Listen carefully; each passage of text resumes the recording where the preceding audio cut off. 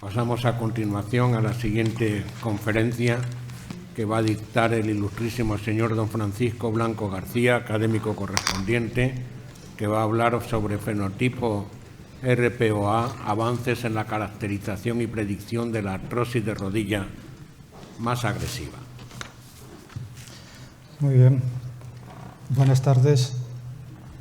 Excelentísimo señor presidente, vicepresidente y secretario general, excelentísimos académicos de la Academia Española, compañeros, señoras y señores. Es para mí un placer estar hoy aquí y compartir esta ponencia, esta sesión con el profesor Pedro Guillén, al que pues admiro lógicamente y que llevo siguiendo en este mundo desde hace años, en el que yo también tengo algo de participación en el mundo de la terapia celular y en el que ahora nos hemos desviado un poquito y estamos trabajando más en mitocondria y cómo la transferencia mitocondrial en la articulación puede mejorar el proceso también de destrucción artrósico, más el proceso artrósico que no el proceso más traumático. Tuve oportunidad en la última sesión que di aquí de hablar del proceso o la alteración mitocondrial como un defecto primario y secundario en el proceso artrósico, y esa es lo que nos ha llevado a plantearnos la terapia mitocondrial para recuperar ese proceso destructivo. Hoy, sin embargo, estoy aquí para hablarles de otra cosa, y estoy para hablarles de este nuevo fenotipo que es el de la artrosis rápidamente progresiva. Es bueno empezar siempre por centrar a la enfermedad de la que uno va a hablar. Es una enfermedad, la enfermedad reumatológica más frecuente, es una de las más frecuentes que puede padecer el ser humano. Las cifras lo avalan, los estudios de la Sociedad Española de Reumatología hechos en el 2016 calculan que la prevalencia de la artrosis en España es cerca del 30% y la rodilla en concreto por cerca del 14%.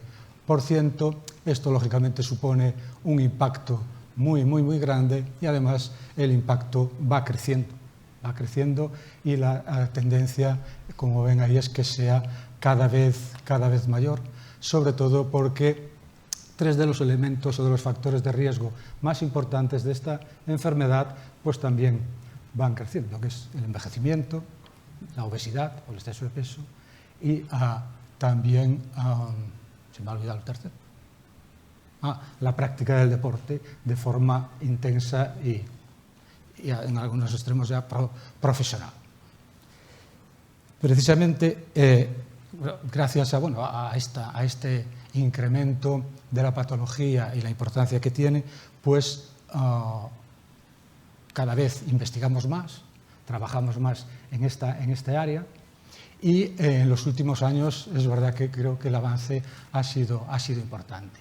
Ha sido importante en diferentes campos, como puede ser el de la fisiopatología y de la patogénesis, que nos ha permitido pues poder caracterizar hoy en día los endotipos que podemos asociar a estos 4 fenotipos que se asocian pues, con los factores de riesgo más importantes, ¿no? Envejecimiento, alteración biomecánica, metabólica y también el proceso inflamatorio cuando se produce sinovitis, inflamación en esa articulación.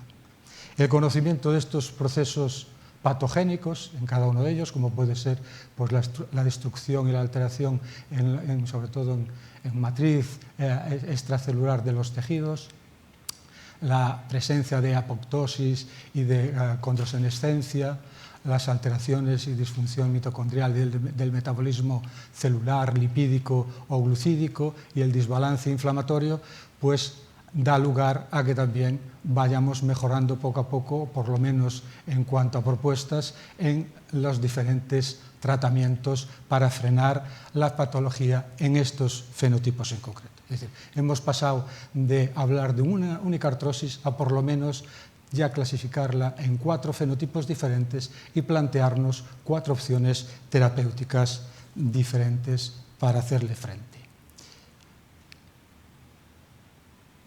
pero todos estos fenotipos vienen caracterizados por un pronóstico, y el pronóstico sobre todo lo marca la rapidez con la que esta enfermedad progresa. La rapidez con la que la enfermedad progresa, que al final, pues hoy en día, pues por desgracia, un número importante de pacientes acaban necesitando una prótesis. Esta progresión tiene una velocidad o un ritmo en condiciones normales de más o menos moviéndonos en estas cifras que vemos aquí. Los pacientes actualmente suelen ser diagnosticados por encima de los 40 años. Entre otras cosas, no se diagnostica un paciente por menos de 40 años porque la propia definición implica que tiene que ser mayor de 40 años. Entonces, en esto nos movemos, y que su progresión normal es que alrededor, o un porcentaje de ellos, alrededor de 20-25 años, cuando llegan a los 65-75 años, pues necesitan una prótesis. Hay un grupo de estos pacientes que realmente esta progresión es mucho más lenta, y en el plazo de 4 o 5 años pues acaban necesitando una prótesis. Y esto es lo que hoy se denomina o se llama artrosis rápidamente progresiva. Y esta progresión se puede medir tanto desde el punto de vista de presencia de dolor, dolor que progresa rápidamente, o en presencia de destrucción de la articulación. Lo denominamos artrosis rápidamente progresiva estructural. Esta artrosis, aunque, como le digo, no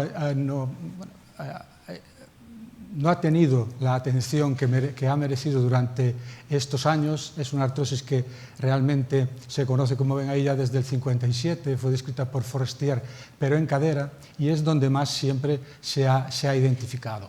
En rodilla es menos conocida y ha adquirido relevancia e importancia y atención desde el punto de vista de investigación gracias a un ensayo clínico en el que se probaba un fármaco monoclonal, un anticuerpo dirigido a un factor de crecimiento neurogénico, y en el que controlaba muy bien el dolor de forma espectacular. Los pacientes se quedaban a cero de dolor, tanto es así que una vez finalizado el ensayo los pacientes venían pidiéndonos ese fármaco con el que habían vivido durante esos 2 años sin nada de dolor, pero al final el fármaco apareció un efecto secundario, que era esta artrosis rápidamente progresiva del tipo 2, que destruía la articulación de forma rápida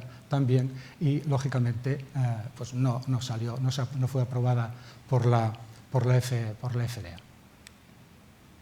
Esta es la artrosis rápidamente progresiva tipo 2, la que a raíz de, insisto, este ensayo clínico, pues se empezó a identificar. Este es uno de los pacientes, concretamente es un paciente nuestro del ensayo, que pues bueno, en el plazo de 2 años tuvo este problema.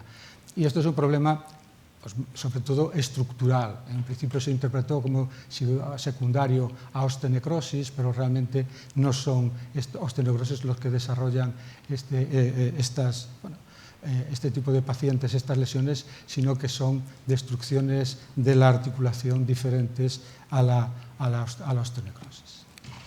Pero existe este otro tipo de artrosis rápidamente progresiva que se empezó a identificar y a prestarle más atención, insisto, gracias a esta aparición en escena de este tratamiento, que es el tipo 1, que se caracteriza porque lo que se produce básicamente es pérdida del espacio articular, nada más, sin que aparezca ni importante esclerosis subcondral ni importante formación de osteofitos, que son pues, otros 2 parámetros que caracterizan el proceso de la artrosis, ¿no?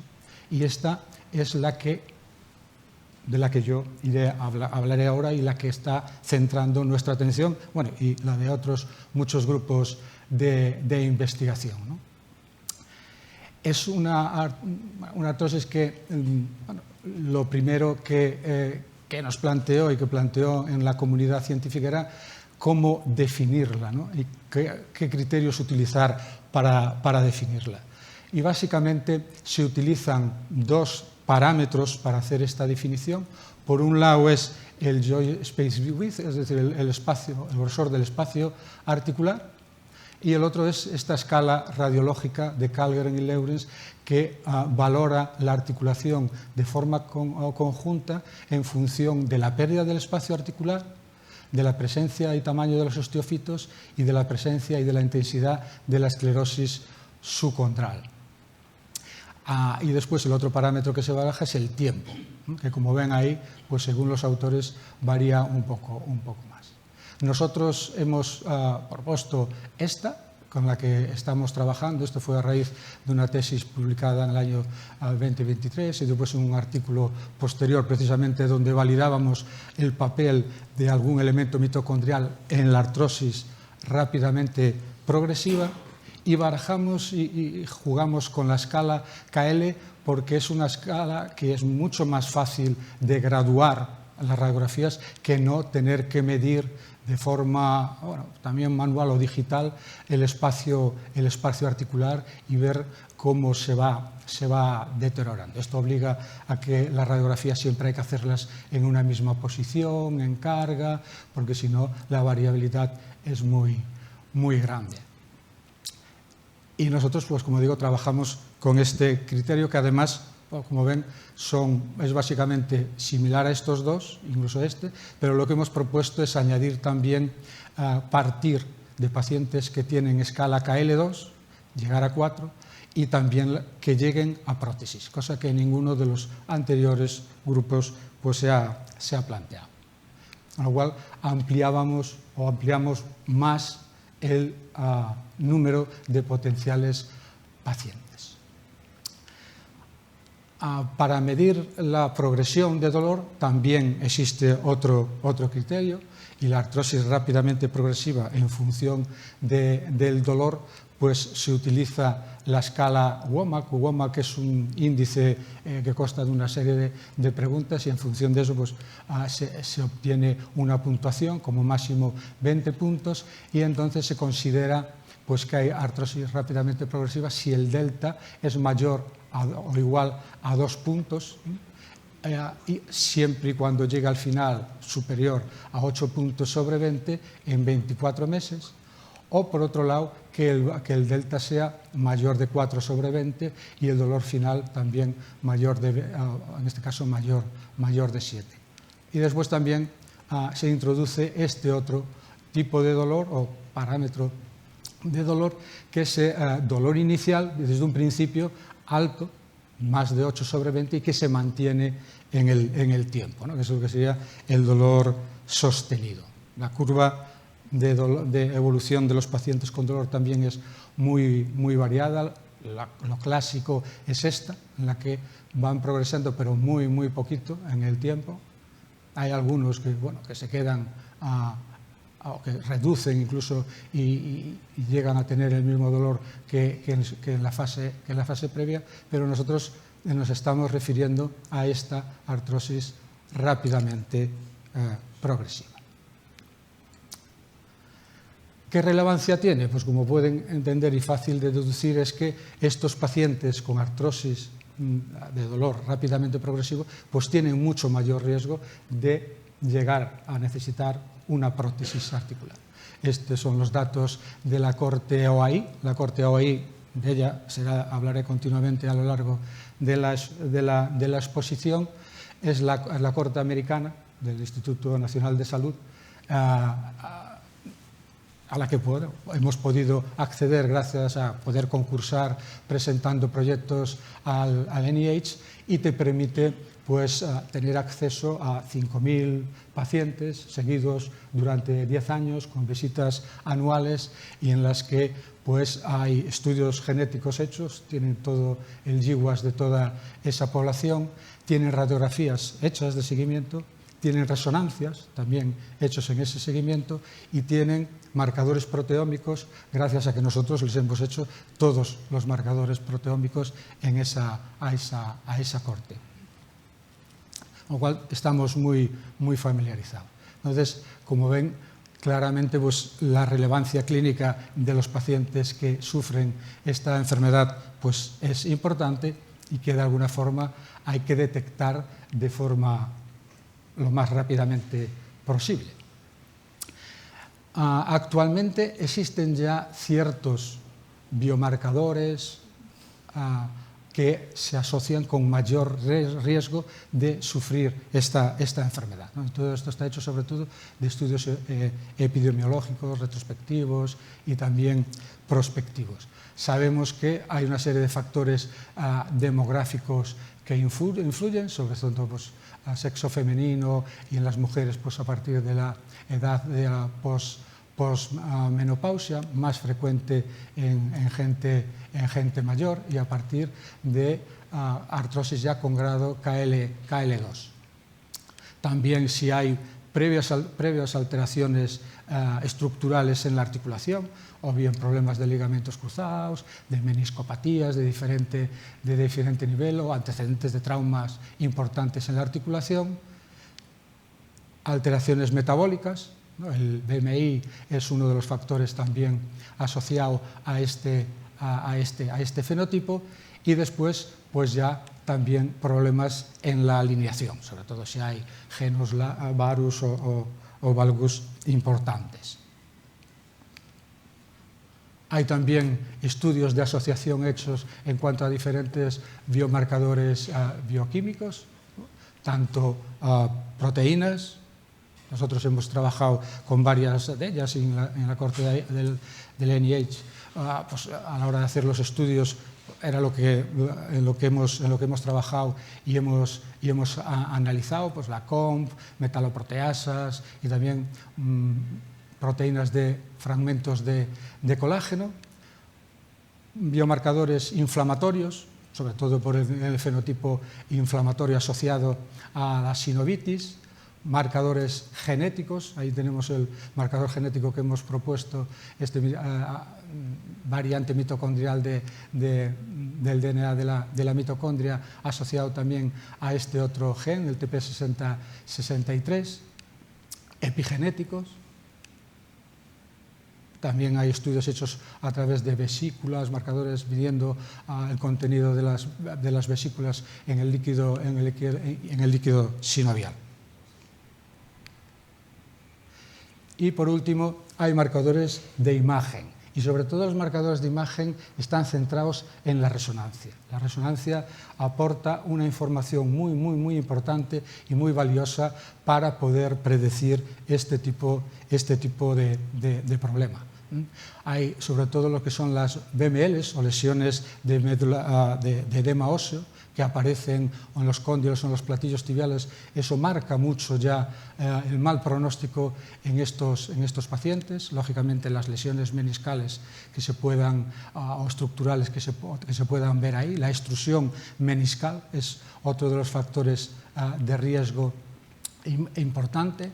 Sinovitis, inflamación, que se puede ver con la resonancia perfectamente hoy en día. Existen programas y métodos para poder medir esta inflamación, y después también radiográficos, pero bueno, las radiografías son de peor utilidad en este caso, ¿no? Yo creo que aquí la utilidad más importante en este momento sería el poder realizar resonancias a todos los pacientes que pudiésemos, cosa que es inviable actualmente en el sistema sanitario, ¿no?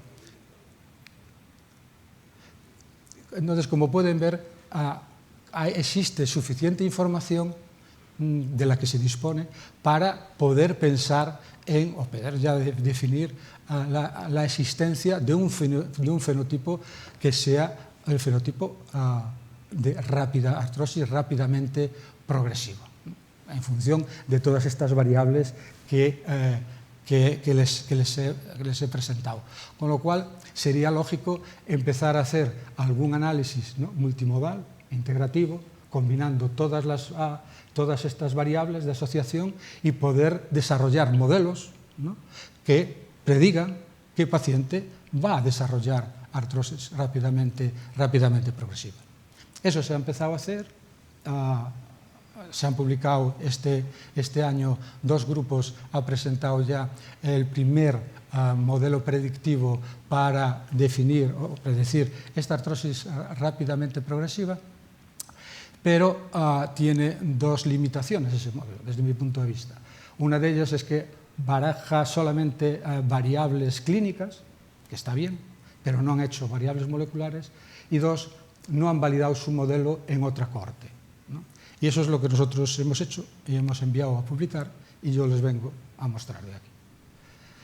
Ante este reto, pues, empezamos lógicamente hace años, probablemente al mismo, bueno, a lo mejor antes que los otros grupos, pero los otros grupos pues, son más rápidos porque se mueven en otro entorno científico y pueden hacer las cosas un poco más rápidas, pero nosotros empezamos a buscar esta herramienta predictiva de esta artrosis rápidamente progresiva en los pacientes. Para eso utilizamos esta corte de la OAI, en la que digamos, tenemos información de estos 4.000, casi 800 pacientes que están seguidos durante 10 años, y además que es donde hemos hecho todo el desarrollo del algoritmo, ¿vale?, del modelo predictivo, y después lo hemos validado en esta corte externa, que es la corte nuestra de La Coruña, que está formada por 1.200 pacientes que llevamos siguiendo actualmente, ya son más de 10 años, son 16 años, con visitas cada 2 años. Estos son los intervalos, bueno, de esas visitas. Lógicamente, para hacer el análisis y poder estudiar la artrosis rápidamente progresiva, hemos tenido que extraer estas instancias de 24 meses, porque es el tiempo tope para definir este fenotipo, y hemos incluido pues, estas variables, ¿no? La corte de la OAI tiene más de estas variables, pero bueno, nosotros hemos cogido 1.750 de 3.790, que son los pacientes caucásicos. El resto son afroamericanos y no los hemos incluido. Hemos analizado en los GWAS que están hechos variables genéticas, y en concreto nos hemos quedado con 2, porque eran las que eran significativas a la hora de encontrar asociación con este fenotipo, y también variables proteómicas, en este caso 11 proteínas. El criterio de definición de artrosis rápidamente progresiva en dolor es el que les he mostrado antes, y lo que hicimos pues, ha sido una clasificación binaria en el sentido de se progresa rápidamente progresiva o no se progresa rápidamente progresiva.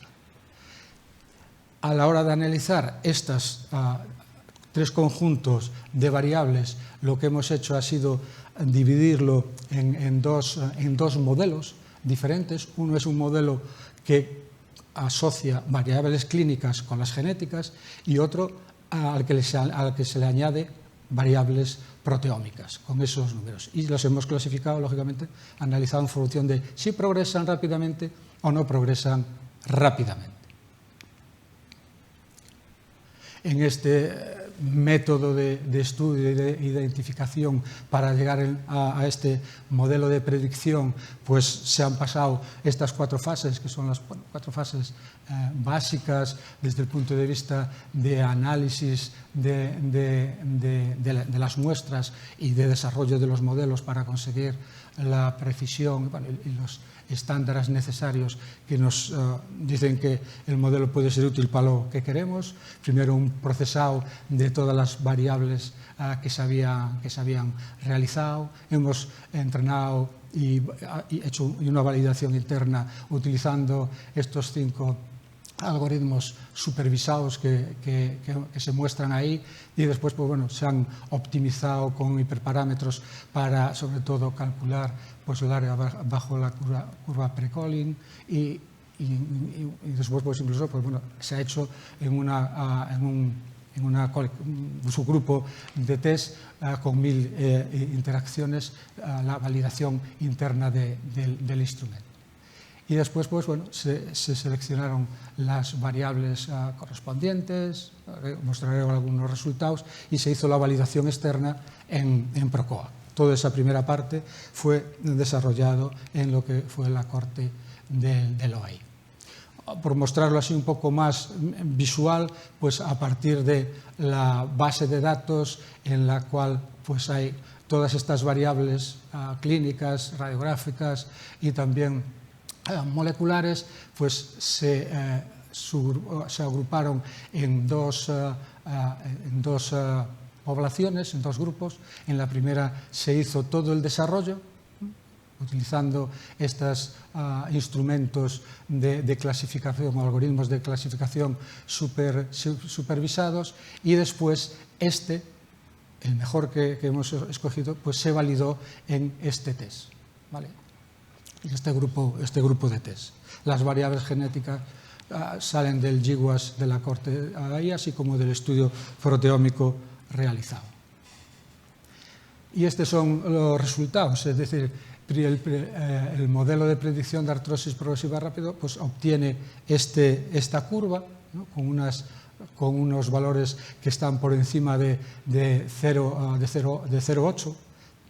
Estos valores, en este caso, lo que muestra es cada una de las curvas, muestra la curva que se obtiene con cada uno de los algoritmos que hemos utilizado. Y como pueden ver, pues, bueno, son todos muy similares y con una curva buena.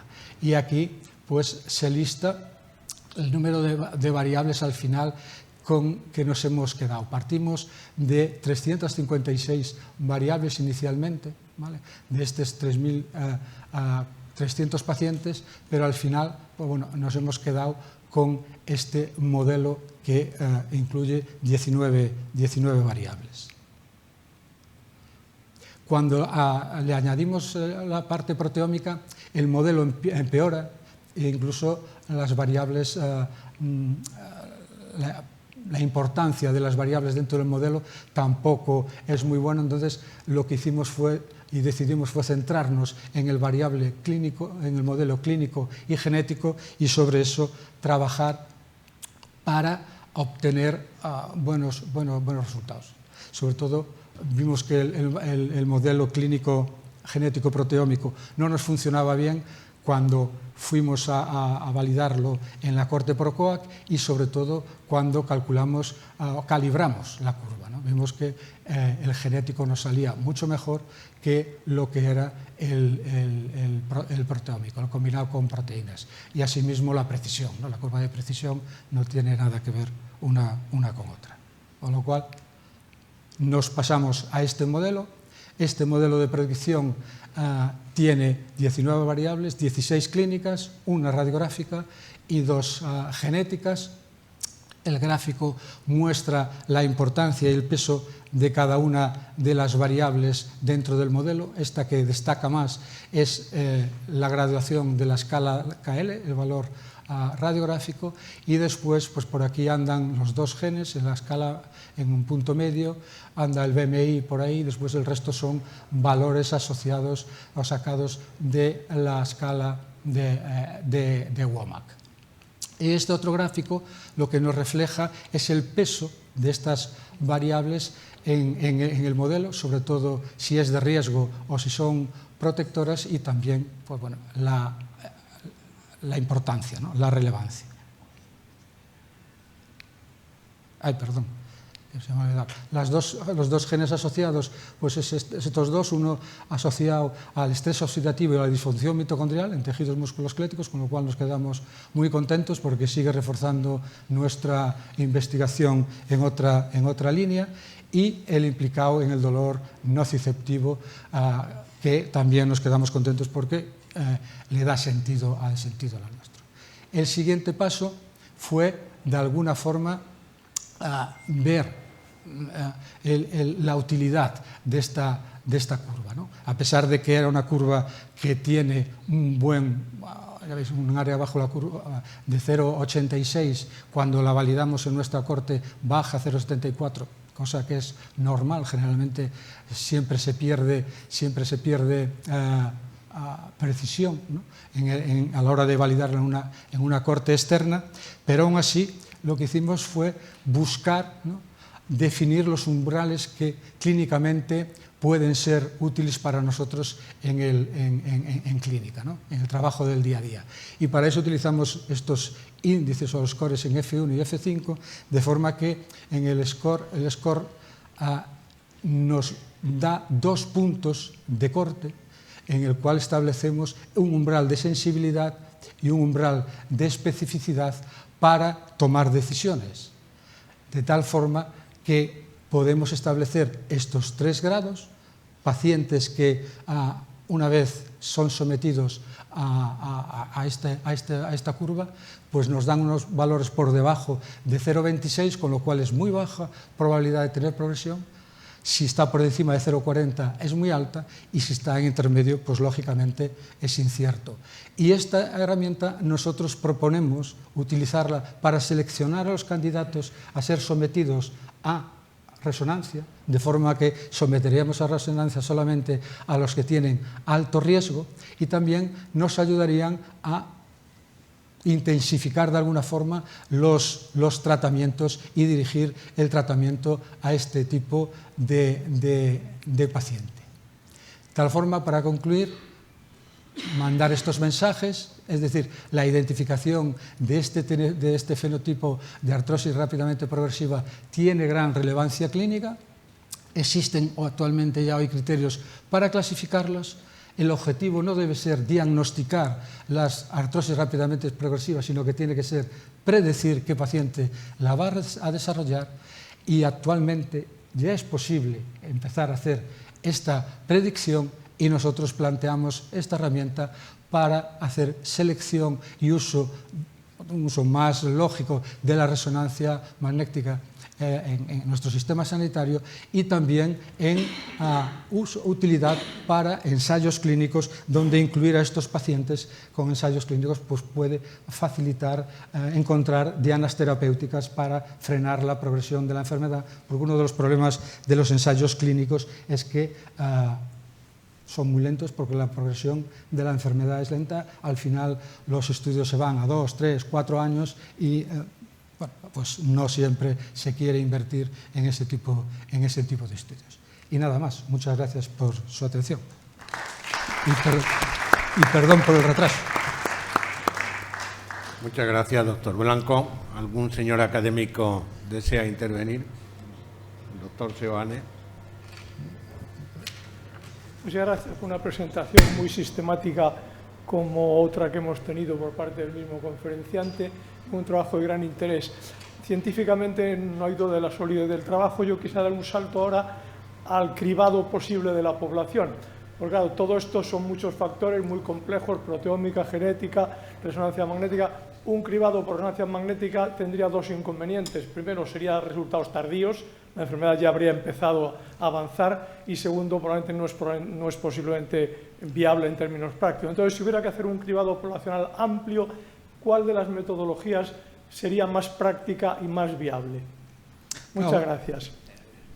Ahora, un momento. Apunte la pregunta si quiere. Doctor Guillén, por favor. Muchas gracias, y una exposición muy hermosa de predictivo, pero yo quería preguntarle, ante un enfermo que se presenta con artrosis en consulta, siempre se plantea cuáles son los medios mejor por imagen para un médico el diagnóstico. Y la resonancia, la radiografía o el análisis del líquido sinovial, porque el líquido sinovial es la expresión íntima que ocurre ahí. Y hoy no viene ningún enfermo a la consulta sin resonancia, no sé por qué, y además si no se la hace uno, se la hace el otro, y llegará con resonancia. ¿Cuál de todas esas predicciones son más útiles para el diagnóstico exacto de una artrosis con esos caracteres? Muchas gracias y enhorabuena. Doctor Luis Pablo Rodríguez. Yo, como el doctor Seoane, es la tercera vez que lo escucho. Unas veces fuera de aquí, 2 veces aquí. Y naturalmente también le felicito muy efusivamente.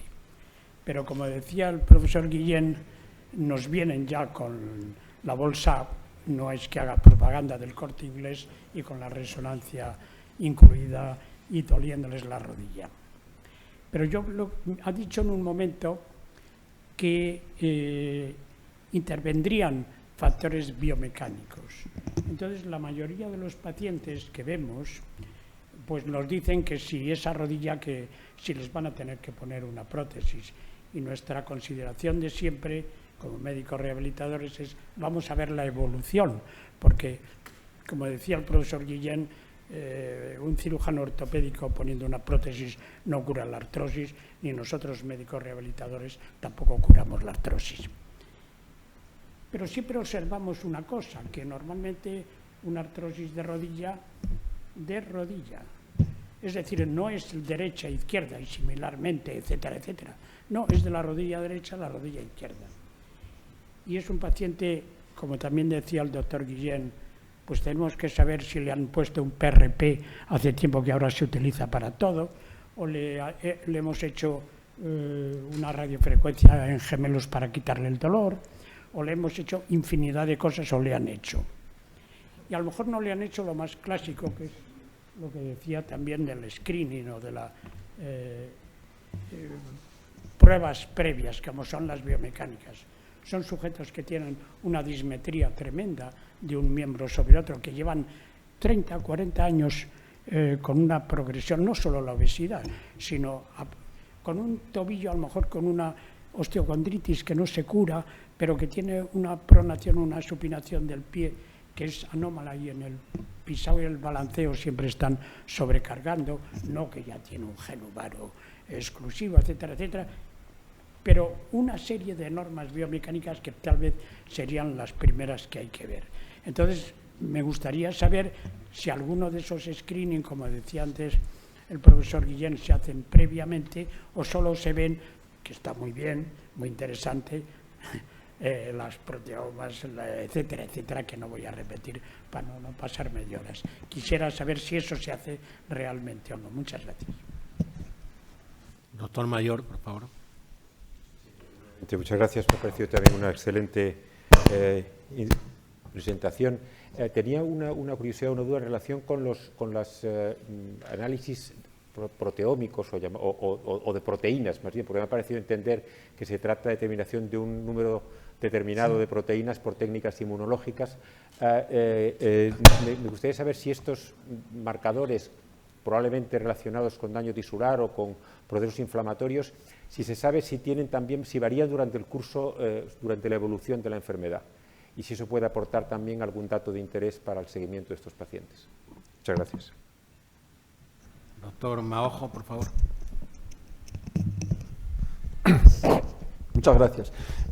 Bueno, sobre todo he estado viendo los datos en relación con el tema del Machine Learning, ¿no? Como es lógico, ¿no? Yo que trabajo en este tema, ¿no? Y trabajamos hace 30 años en algún proyecto bastante similar a este, ¿no? En el sentido de, por ejemplo, en la artritis reumatoide, comparar métodos clásicos de Machine Learning como es en este caso, ¿no? Y lo que vimos era particularmente varias cosas, ¿no? Una, que depende mucho de los casos, del número de los casos y del sesgo que puede haber también en esos datos, ¿no? Porque generalmente esos trabajos, cuando se hacen en algún centro, luego los resultados cambian en otro centro clínico, ¿no? ¿Cómo ve que estos, estos datos fuesen útiles en el centro suyo, pero luego hubiese algún cambio a lo mejor en otro centro, porque a lo mejor no siguen similares protocolos, los datos pueden ser distintos, en fin, puede haber ciertos cambios, ¿no? Que entonces produzcan que no sean esos mismos resultados, que es lo que suele pasar con el tema del Machine Learning en el área clínica, ¿no? Muchas gracias. Doctor Tamargo. Con la venia, en primer lugar, felicidades a los dos relatores, al profesor Guillén y al profesor Blanco. Usted ha mencionado varias veces el papel del índice de masa corporal. Y en la penúltima diapositiva, en la parte de la izquierda, era claramente uno de los dianas, precisamente al comienzo de la secuencia.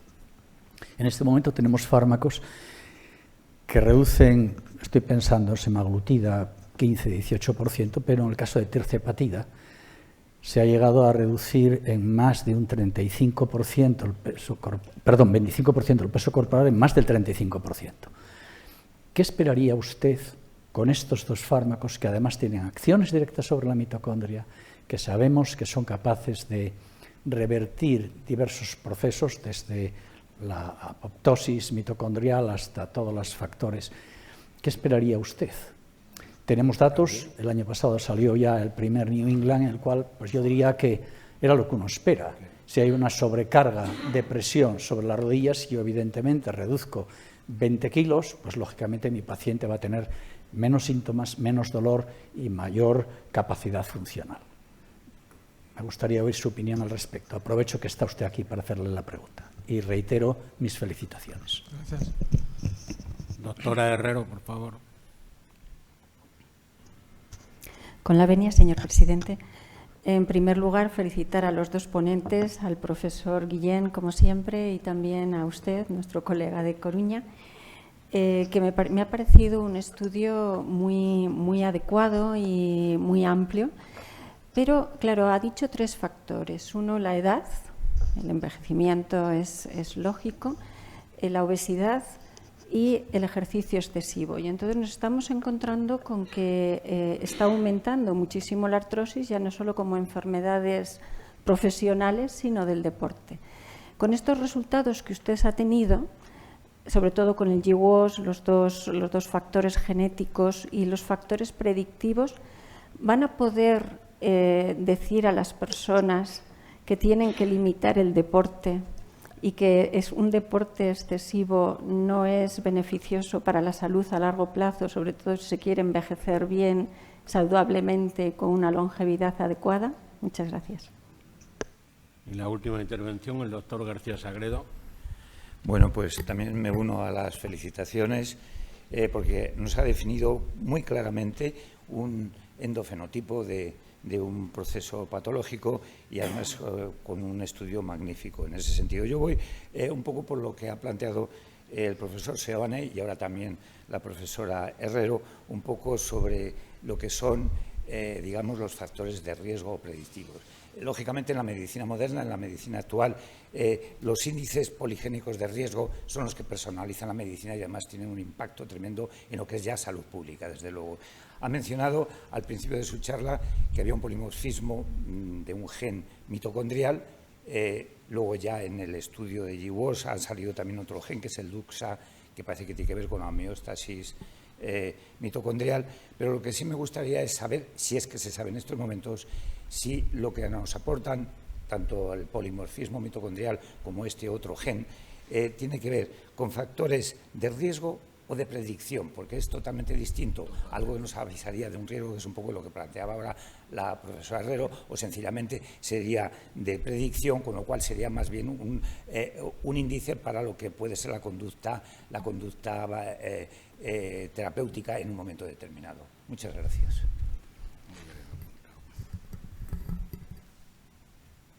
Empiezo. Sí. Muy bien, vale. Pues muchas gracias a todos por las preguntas, todas muy interesantes, muy oportunas y muy lógicas. A ver, yo creo que las tres primeras, además, yo creo que hay dos bloques de preguntas. Tanto el doctor Seoane como el doctor Guillén, como el compañero rehabilitador, se centran más en la realidad del paciente que llega, ya como dice, con la bolsa del Corte Inglés, ¿no?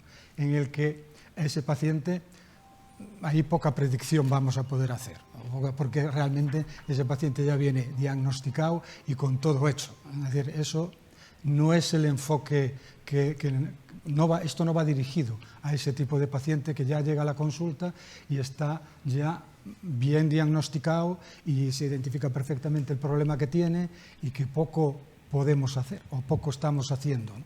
Porque no tenemos herramientas actuales para poder manejar ese problema.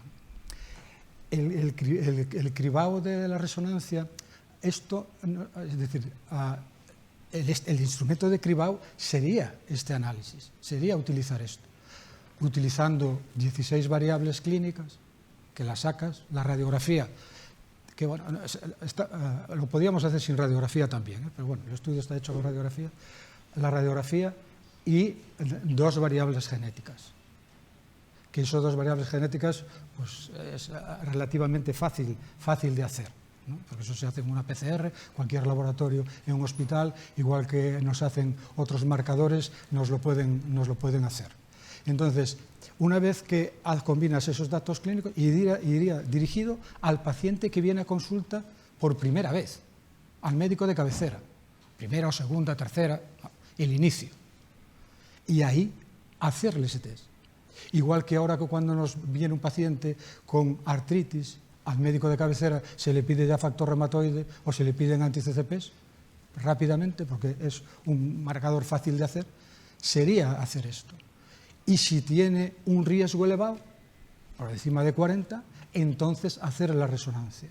¿Por qué? Porque la resonancia me va a dar mucho valor. Sobre todo me va a decir, si tengo problemas en el hueso, si tengo BMLs, es que eso es un muy mal pronóstico. Hoy en día no tenemos tratamientos farmacológicos muy eficaces para las BMLs. Los bifosfonatos, hay estudios que dicen que sí y estudios que no encuentran esa mejoría en este tema. Pero bueno, nosotros lo estamos haciendo y lo estamos dando. Esto es una referencia a los pacientes que tienen dolor de rodilla con BMLs. Claro, si ya tiene meniscopatías, si tiene lesiones de ligamentos y de tal, el enfoque nosotros, es decir, va dirigido ya a un enfoque más traumatológico inicial. Y ya, lógicamente, si hay sinovitis y se ve inflamación, el tratamiento tiene que ser controlar esa inflamación con antiinflamatorios. Y eso es un poco el enfoque actual, con que nosotros queremos aplicarle a esto. Claro, las otras preguntas van en la línea de la prevención. Claro, ese es el mundo ideal. En eso también estamos trabajando, es decir, y estamos haciendo. Mi planteamiento del enfoque de la artrosis llega, por decirlo, a cuando uno nace. Y tenemos datos y nos vamos estamos analizando y trabajando. Sabemos que el tamaño del telómero y la actividad de la telomerasa marca riesgo de artrosis. La velocidad con la que se acorta el telómero, esto nosotros no lo tenemos hecho en gente joven, está hecho en estas poblaciones. Pero la velocidad con la que el telómero se acorta en el condrocito marca también el pronóstico de esos pacientes con artrosis rápidamente progresiva. Entonces, claro, hay ya una asociación con genes, hay PRS ya hechos y calculados para eso. No están aprobados para la rápidamente progresiva. Ahí sí que aún no se nosotros lo hemos probado y no por eso hemos validado los dos genes. Entonces, lo ideal es, uno nace, estudio genético, ver riesgo que tiene de desarrollar artrosis, medir telómero, seguir y ¿por qué no? No me sale el nombre. A los gérmenes en la bio... que no me sale el nombre de... la microbiota. ¿Por qué no? También condiciones. Es una propuesta que hay. Y seguir. Si a esos pacientes jóvenes, chavales cuando son 10, 15 años, empiezan a padecer otros factores de riesgo como se hacen gorditos, empiezan a jugar al fútbol, practicar deporte de forma intensa, tienen lesión, pues ya tienes otro elemento ahí de riesgo a asociar y a vigilar a esos pacientes. ¿Cómo los planteamos nosotros vigilarlos? Con las proteínas, proteómica. Y tenemos marcadores de proteínas que se empiezan a liberar y sabemos que se liberan cuando se empieza a destruir el cartílago. Estamos ya hablando ya de una fase 2 molecular. Empieza, fase 1 es esta, genes, telómero, factores de riesgo, de hábitos, dieta. Fase 2, se empieza a ver lesión en la articulación y empieza a liberarse alarmas, proteínas, que se destruyen dentro de la articulación y que podemos detectarlas. A esos pacientes entonces ya se les somete a vigilancia más intensa. Fase 3, ya hay destrucción de la articulación. Todo esto es asintomático, lógicamente. Hay destrucción de la articulación, pero que no detectas por radiografía. Es la fase preradiográfica. Sí puedes empezar a detectarla con resonancia. Es el mecanismo que mejor tenemos para detectar. Hay resonancias metabólicas que te miden ya la actividad metabólica de esos tejidos y si se están destruyendo y si está empezando a aparecer fase de inflamación. Fase 4, pues ya es cuando la puedes detectar ya con radiografía, que es la que se está manejando actualmente, hoy en día, donde la articulación ya está muy destruida y que poco podemos hacer.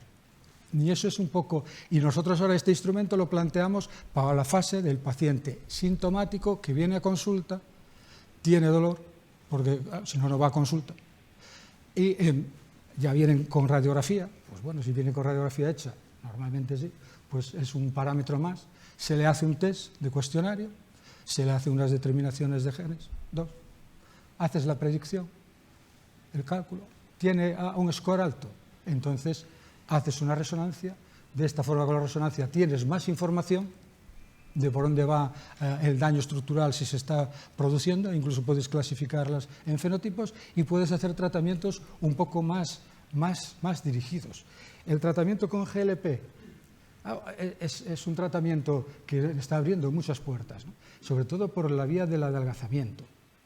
Nosotros estamos haciendo un ensayo clínico inyectando GLP dentro de la articulación, para ver si realmente frena y tiene capacidad de modular los tejidos. No solamente que la mejoría sea porque se reduce peso. Datos indirectos dicen que sí, porque hay receptores en el cartílago, pero la prueba del algodón es pon el producto dentro y prueba a ver si realmente eso funciona o no funciona a la hora de mejorar esa articulación.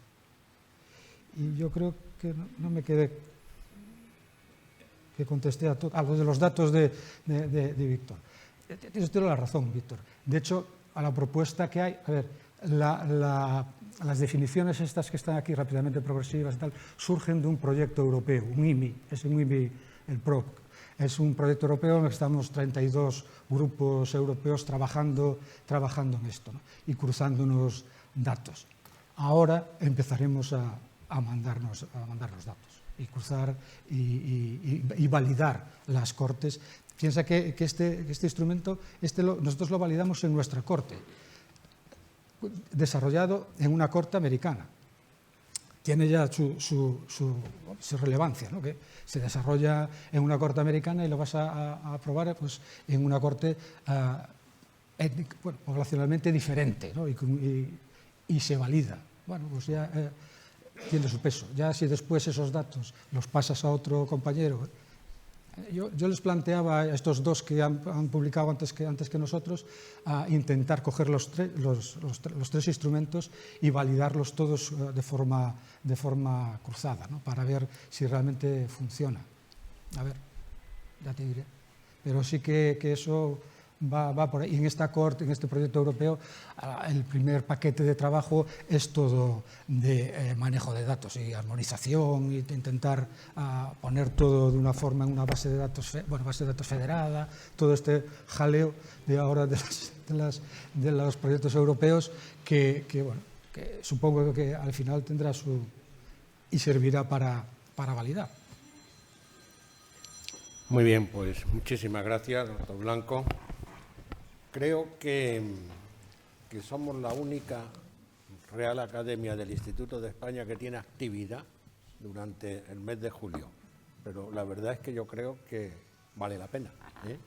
Vale la pena porque realmente la sesión de hoy ha sido, puede sentarse por favor, ha sido verdaderamente extraordinaria, ¿no? En la que yo creo que han sido complementarias, ¿no? Las dos centradas en temas de artrosis, en el tema de condrocitos, y que han dejado bien claro la importancia de la investigación para ir en el progreso, ¿no? Por tanto, enhorabuena a los dos conferenciantes, han sido realmente extraordinarias yo por lo menos las he disfrutado mucho, ¿no? Siendo lego en la materia, pero las he disfrutado mucho. La última, que ha desarrollado el doctor Blanco, sobre la artrosis rápidamente progresiva, es muy interesante, ¿no? En tanto que se define claramente cuáles son los pacientes y podemos identificarlos, que realmente son pacientes que por una sintomatología clínica, que por una serie de características, incluso por parte de marcadores moleculares, pues pueden tener pues una determinación hacia una artrosis rápidamente progresiva que va a obligar naturalmente que a la realización de una prótesis, ¿no? Y es muy provocador el hecho de poder tener modelos como el que trabaja el doctor Blanco. Yo creo que es extraordinariamente interesante, ¿no? Son modelos complicados, son modelos difíciles, ¿no? Aplicando realmente estos algoritmos, modelos matemáticos, que luego posteriormente, pues indudablemente hay que validarlos, ¿no? Esto es indudable, ¿no? No vale lo que haga solamente un solo centro, sino que estos ensayos, estos estudios, finalmente tienen que ser extrapolados para que puedan ser, pues, finalmente incorporados en las guías clínicas. Pero no cabe duda que es de un gran interés, ¿no? Sobre todo, como decía el doctor García Sagredo, yo creo que para conocer bien los factores de riesgo de una persona que va a desarrollar esa enfermedad y que, por tanto, va a tener que necesitar esa prótesis, ¿no?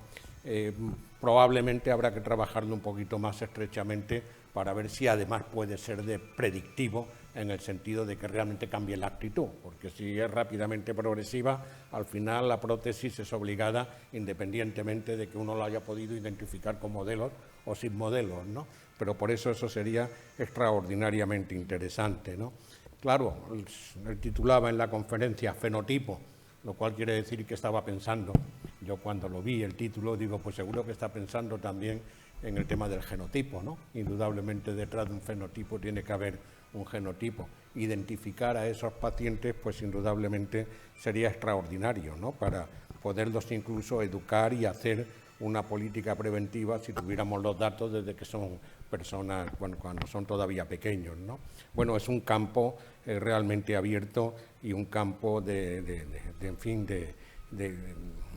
gran interés, porque realmente el tema de la artrosis de rodilla concretamente, pues es un tema que está encima de la mesa, y que, bueno, la cifra y el porcentaje de existencia de esto, pues indudablemente es extraordinariamente elevado. Así que le deseamos, pues, que ponga todo su ímpetu, que lo pone, para que podamos progresar en este conocimiento y pueda ser aplicado.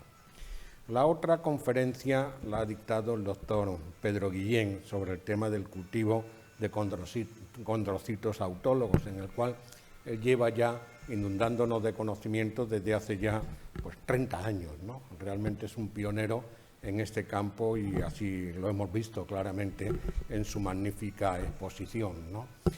Una exposición en la que demuestra, por un lado, la importancia de que los hospitales tengan unas estructuras de investigación que permitan hacer las cosas adecuadamente. No solamente ser pioneros, sino luego en el día a día, ¿no? Porque todo esto hay que trasladarlo a la cantidad de pacientes que tenemos por toda la geografía española, ¿no? Y la Clínica Centro, pues indudablemente es una gran referencia, pero también necesitamos que pacientes de otras clínicas también se beneficien. Su modelo, pues lo ha contado, de la biopsia, de la expansión, que él prefiere llamar proliferación celular, y yo estoy absolutamente de acuerdo, hasta el reimplante quirúrgico, ¿no? Con la importancia de la sala blanca, ¿no? La sala blanca cambia completamente el escenario y en la que hace posible realmente el que se puedan hacer estos cultivos y utilizar estos condrocitos autólogos de manera adecuada y de tal manera que el colágeno que se produzca sea el colágeno que se precisa, ¿no? Fundamentalmente el de tipo 2, para que haya un colágeno hialino y no tanto un tipo 1 fibroso. Y muchas veces esto es muy difícil de delimitar en los cultivos en las salas blancas, ¿no? Pero en todo caso ahí están las evidencias. Y él nos ha hablado también de la tecnología MACI, ¿no? Que por cierto ya está, nadie la duda, aprobada por la FDA, aprobada por la EMA, en todas las guías clínicas también existe, por lo tanto es una verdadera realidad la utilización de estos cultivos con matrices realmente celulares, que son una verdadera maravilla y que cambia completamente el escenario. Y nos ha contado también, porque él es pionero, en la ICC, ¿no? Yo estaba en ese momento mirando técnica ICC y le he preguntado a Gemini, ¿no? Y me dice, la técnica ICC es el implante de condrocitos autólogos de alta densidad, que se denomina así por sus siglas vinculadas a protocolos específicos de clínicas como la Clínica Centro en España, pioneros con el doctor Pedro Guillén. Es la evolución más refinada del cultivo celular. Se considera una variante avanzada de la tercera generación de implantes. Así que enhorabuena y ojalá pues esta tecnología de reparación de alta densidad pues pueda seguir realmente los pasos de los cultivos anteriores. Pero no se ha quedado ahí el doctor Guillén, ¿no? Nos ha avanzado también qué es lo que nos viene por detrás, ¿no? Cuáles son los avances que se van a producir, ¿no? En tanto que la posibilidad de utilizar pues, cultivos de condrocitos que sean halogénicos, una gran posibilidad por ese sitio tan privilegiado que realmente pues, es el cartílago, ¿no? Y por otro lado también nos ha hablado de la conferencia que nos dio Ispizúa, que disfrutamos aquí absolutamente todos, sobre la reprogramación celular, ¿no? Y de que de alguna manera nos exponía encima de la mesa que la medicina en el momento actual, a través de todo lo que se está produciendo con sus avances, el envejecimiento pues esconde detrás de alguna manera una enfermedad celular múltiple para muchas enfermedades, ¿no? Y él hablaba sobre esa transición epitelio-mesénquima que realmente hay que revertir, pero hay que revertir hasta un punto, no llegar a la célula embrionaria, que es lo que necesitamos evitar para no tener problemas indudablemente de, carcinogénicos como consecuencia de la utilización de los factores de Yamanaka, aunque ya se cuidan y ya no utilizan el CEMIC, que era indudablemente el factor más carcinogénico. Bueno, enhorabuena, doctor Guillén.